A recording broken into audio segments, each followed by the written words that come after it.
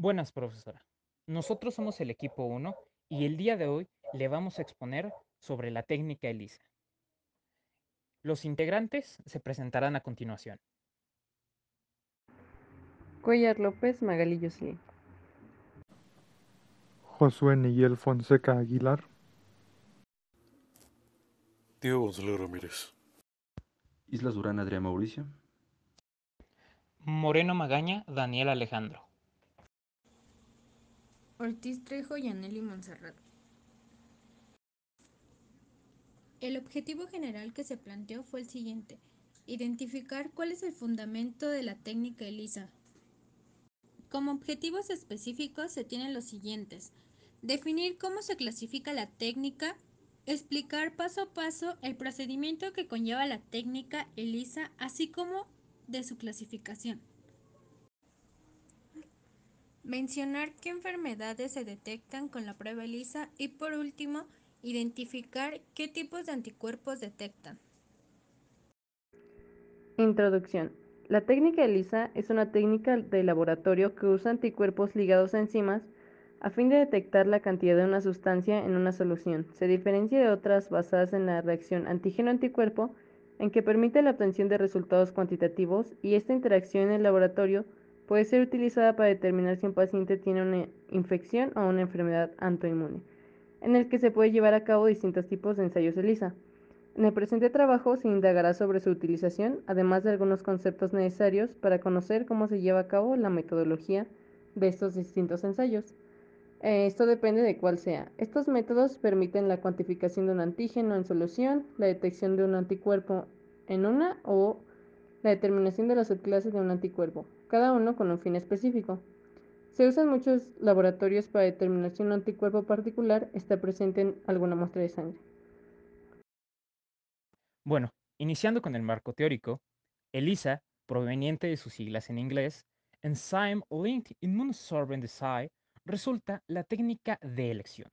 Su sensibilidad y detectabilidad son semejantes al radioinmunoanálisis. Se caracteriza por su precisión y exactitud, y con ella puede procesarse lo mismo en números pequeños que grandes de muestras sin los riesgos que ésta implica al empleo del material radiactivo. En el inmunoensayo enzimático heterogéneo, siempre se realiza una separación entre el inmunocomplejo formado sobre la fase sólida y las biomoléculas no fijadas. Esta separación puede hacerse por simple aspiración y lavado, lo que permite eliminar todos los componentes de la muestra que podrían interferir en el ensayo. La técnica ELISA se fundamenta en la premisa de que luego de acoplar antígenos solubles o anticuerpos a una matriz sólida insoluble, estos retienen la actividad inmunológica y que en estas biomoléculas también pueden unirse a una enzima, reteniendo el conjugado resultante, tanto la actividad enzimática como inmunológica. Además de aptenos, en el ELISA también es posible determinar moléculas de alto peso molecular. Sin embargo, su principal ventaja está dada en su alto grado de sensibilidad, detectabilidad, precisión y exactitud, lo que se hace que los inmunoensayos enzimáticos, según el principio ELISA, puedan equipararse a los radioinmunoensayos sin sus desventajas radioactivas. Le cedo la palabra a mi compañero. Los diferentes tipos de ensayo ELISA. Las interacciones antígeno-anticuerpo van a derivar en ensayos de ELISA diferentes y se van a clasificar en 4 tipos: ELISA directo, indirecto, competitivo y tipo sándwich. La siguiente, por favor. Entonces, vamos a tener el ELISA directo. Va a ser el más simple y sencillo de todos. Es adecuado para determinar la cantidad de antígenos de alto peso molecular, y entonces este va a suceder que en una superficie de una placa se recubre directamente con una muestra y se incuba con un anticuerpo conjugado a una enzima. La incubación es seguida por un lavado que elimina los anticuerpos no unidos al medio. Luego se agrega un sustrato apropiado del medio, produciendo una señal directamente proporcional a la cantidad de antígeno de la muestra. Entonces, esta correlación se puede usar para extrapolar la concentración del antígeno en una muestra desconocida a partir de una curva de calibración. Y se puede definir con los siguientes pasos. El antígeno se inmoviliza sobre una placa. 2. Se añade el anticuerpo primario marcado con una enzima que se unirá al antígeno de interés. Número 3. Se añade el sustrato para reaccionar con la enzima que proporcionará una señal visible que permitirá la detección o cuantificación del antígeno de interés. La siguiente, por favor. ELISA indirecto.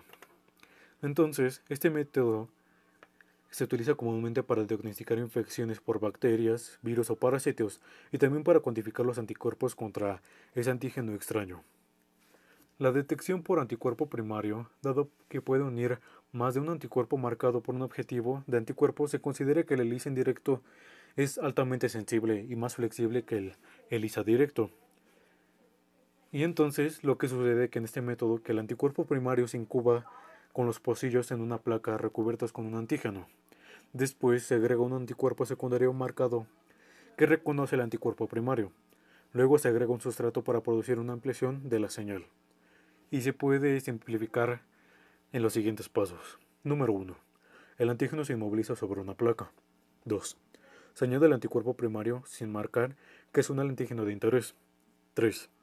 Se añade el anticuerpo secundario marcado con una enzima que se unirá al anticuerpo primario. Y número 4. Se añade el sustrato para reaccionar con la enzima que proporcionará una señal visible que permitirá la detección o cuantificación del antígeno de interés. Y eso es todo por mi parte y los dejo con mi compañero. Ahora el ELISA competitivo. Esta es una técnica que se utiliza para cuantificar anticuerpos o antígenos que se encuentren presentes en bajas cantidades. El primer paso consiste en que se debe de añadir el suero problema a una cantidad constante de virus que va a actuar como antígeno. Una vez que se incuba, se añade la mezcla a los pocillos que ya fueron tapizados con anticuerpos. Si había muchos anticuerpos en la muestra, habrá pocos virus libres para unirse a los anticuerpos de la placa. Y el último paso consiste en añadir un conjugado antivirus que va de la mano con el sustrato de la enzima y, en caso de que la muestra sea positiva con alto título, habrá poca señal luminosa en el pocillo. A este ELISA se le conoce como competitivo debido al uso de un antígeno de referencia que va a competir con un antígeno de la muestra para unirse a un anticuerpo primario. Y finalmente el ELISA tipo sándwich. Esta es una técnica sensible y útil para la detección y cuantificación de antígenos. El paso inicial consiste en que el anticuerpo de captura se inmoviliza sobre la placa. Después se le añade el anticuerpo de detección, que se va a unir al antígeno, unido a su vez al anticuerpo de captura. Aquí sucede algo. Si el anticuerpo de detección va conjugado a una enzima, no pasa nada. Pero si el anticuerpo de detección no va conjugado a una enzima, se tiene que añadir un anticuerpo secundario marcado con una enzima que se va a unir al anticuerpo de detección. Todo esto para que al punto final, en el que se le añade un sustrato, haga reaccionar la enzima que va a proporcionar una señal visible que va a permitir la detección y cuantificación del antígeno de interés. En esta prueba va a haber más color en los pocillos en los que más virus haya. Esta técnica se puede utilizar para la detección de enfermedades como la hepatitis o el VIH y es una de las técnicas más utilizadas. Como parte final de estas explicaciones, quedaría la conclusión y a manera de resumen podríamos decir que esta prueba de ensayo por inmunoabsorción ligado a las enzimas, o ELISA por sus siglas en inglés, ha demostrado ser una técnica bastante eficiente al no presentar riesgos mayores a un pequeño moretón o hemorragia en el área de la cual se haya extraído la muestra sanguínea, este incluso pudiendo ser un dedo, y es por ello que también a su practicidad debido a que es muy fácil aplicarla. También a su conveniencia por tiempo, puesto que puede ser aplicada en el momento o tiempo después de haber pasado los síntomas de la enfermedad. Esto para poder garantizar que ya no quede ningún antígeno presente en el cuerpo. Al detectar los anticuerpos, esta técnica pues nos ha permitido al día de hoy incluso detectar COVID, SIDA, sarampión, entre otros. Por lo que una vez más recalco, esta es una técnica bastante eficiente para nuestros tiempos. Bueno, profesora, estas son nuestras referencias.